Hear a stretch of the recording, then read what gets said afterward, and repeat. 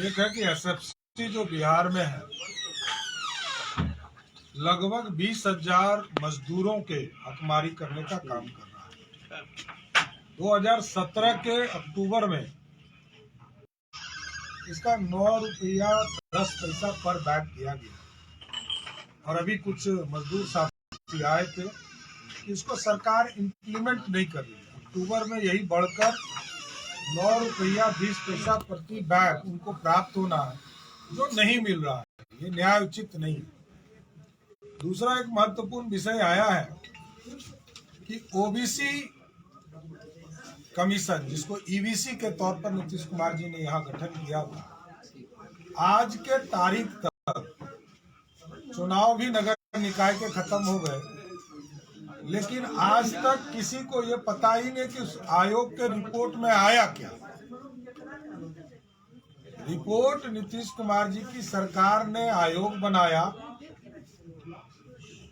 Supreme court और high court के निर्देश के बाद, और उसके बाद आज तक आयोग का रिपोर्ट नहीं आया। बिहार राज्य सर्वेक्षण के राजस्व विभाग के द्वारा यहाँ हजारों बच्चे पटना में इसके आंदोलन कर रहे हैं, ना सरकार सुन रहे हैं, ना इस पर कोई कार्रवाई कर रही है। तो मैं गंभीरता के साथ बिहार की सरकार नीतीश कुमार जी को दो चीजों से स्पष्ट तौर पर कहना चाहता हूं कि नीतीश कुमार जी अब सामंती प्रतीक होकर दिखते हैं, और दूसरा सांप्रदायिक हो गए। इसलिए हमने कहा कि सामंती दिखते हैं। अब भारतीय रेल को भी रोककर बिहार के मुख्यमंत्री रेल को रोककर आम लोगों को कष्ट देकर अपनी गाड़ी पास करा रहे हैं। बिहार के लोगों का तो कोई समाधान हो नहीं रहा, क्योंकि 2013 के बाद जब भारतीय जनता पार्टी से पहली बार वो अलग हुए, तब से नीतीश कुमार सिर्फ और सिर्फ सरकार बचाने का काम बिहार में कर रहे हैं। और दूसरा इसलिए मैंने कहा कि सांप्रदायिक भी हो गए कि जनता दल यू के नेता ये कह रहे हैं कि हम शहर को करबला बना देंगे और कोई कार्रवाई नहीं होगी। एक तरफ हिंदू के भगवान रामचरितमानस पर प्रश्न उठाने का काम बिहार सरकार के मंत्री चंद्रशेखर कर रहे हैं, और नीतीश कुमार मौनी बाबा बने हुए, कोई कार्रवाई नहीं। अब तो हद हो गई कि मां सरस्वती शिक्षा की प्रतीक है, और मधेपुरा के इंजीनियरिंग कॉलेज में सरस्वती पूजा करने पे भी रोक लगा दिया। अब क्या बिहार के सनातनी कहाँ जाए? क्योंकि बिहार के मुख्यमंत्री जी से जब पूछते हैं आप पत्रकार साथी, तो जब वो मधुबनी में थे उन्होंने कहा कि जब यहाँ 10,000 छात्रों पर लाठी चली बीएसएससी के, तो कहा हमको पता नहीं। रामचरितमानस पर प्रश्न उठा तो कहा हमें पता नहीं। बक्सर में किसानों के घर में घुसकर लाठियां चली, उनको पता नहीं। करबला बनाने का घोषणा उनके पार्टी के नेता कर रहे हैं, उनको पता नहीं। तो क्या वो बिहार के मुख्यमंत्री हैं कि नेपाल के मुख्यमंत्री? ये जानना मैं चाहता हूँ। और नीतीश कुमार जी पे मैंने सीधा आरोप लगाया कि बिहार के लोगों को कष्ट हो रहा है, बिहार के नौजवानों को कष्ट हो रहा है, बिहार के शिक्षा जगत को कष्ट हो रहा है। और मैं तो धन्यवाद देना चाहता हूं आचार्य किशोर कुणाल जी को, जिन्होंने पूरा स्पष्ट कर दिया कि जो रामचरितमानस के सार पर चंद्रशेखर जी ने जिस तरह का गलत भावना व्यक्त किया, उसको पूरी तरह बताने का काम किया कि किस तरह आज से 100 साल पहले जो एक्यूरेट शब्द थे उसको बताने का काम किया। इसलिए नीतीश कुमार जी से अब बिहार संभल नहीं रहा है। बिहार से नीतीश कुमार जी की मुक्ति होनी चाहिए और नीतीश कुमार जी को कल्याण विभाग में जाकर विश्राम करना चाहिए। आपने पलियानी के विवादित बयान को लेकर के आपने जिस तरह से कहा है, इसी तरह का बयान साध्वी प्रज्ञा ने भी दिया था, उन पर भी कार्रवाई की मांग करते हैं क्या?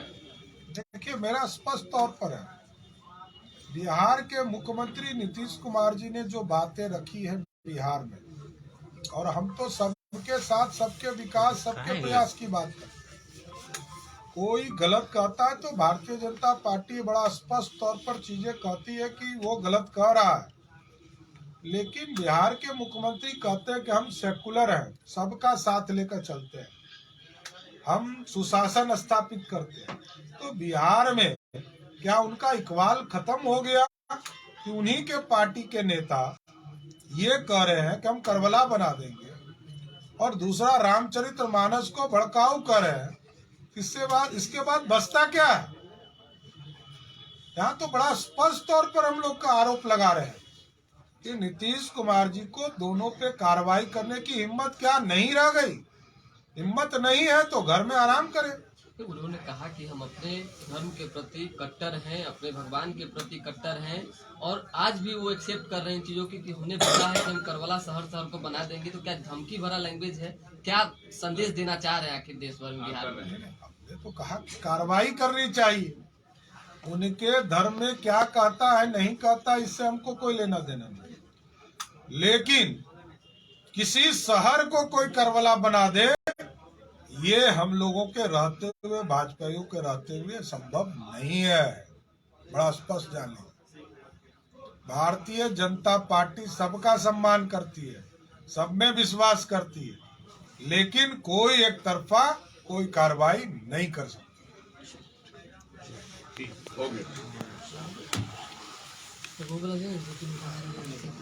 मुख्यमंत्री को साथ में सर एक सवाल है, पूछो। एक सवाल है कि कहा जा रहा है कि हो सकता है कि एक बार फिर से पाला जो है नीतीश कुमार बदल सकते हैं। चिराग पासवान ने भी इस चीज को कहा है, क्या लगता है अगर बदलते हैं तो आप लोग साथ रखेंगे? स्पष्ट आप लोग समझ लीजिए सर, इधर भी अब नीतीश कुमार जिनके साथ जाएंगे उनका ही बिहार की जनता नाश करेगी। कोई हो, भारतीय जनता पार्टी के अंदर नीतीश कुमार के लिए दरवाजा बंद कर दिया गया है। कोई गलतफहमी में मत रहिए, और राष्ट्रीय जनता दल को भी मैं बताना चाहता हूं कि नीतीश कुमार के लिए भाजपा का पूरी तरह दरवाजा बंद है। तब तो उतना वो लोग बोल पा रहे हैं, नहीं तो बोल कहां पाते आरजेडी के लोग।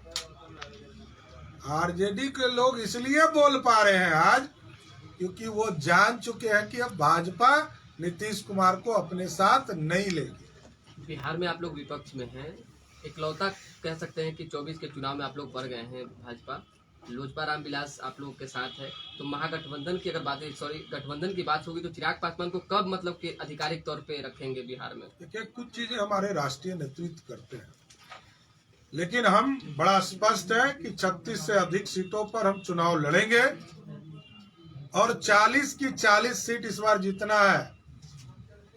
गठबंधन 7 पार्टियों का हो, अप्रत्यक्ष तौर पर 8 या 9 पार्टी हो, उससे कोई फर्क नहीं पड़ता।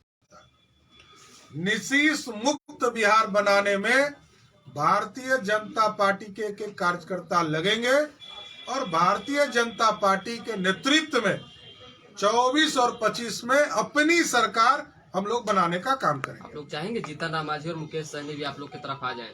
देखिए, भारतीय जनता पार्टी 2024 और 25 में अपनी सरकार बनाएगी, ये पूरा स्पष्ट है। चलिए। ठीक।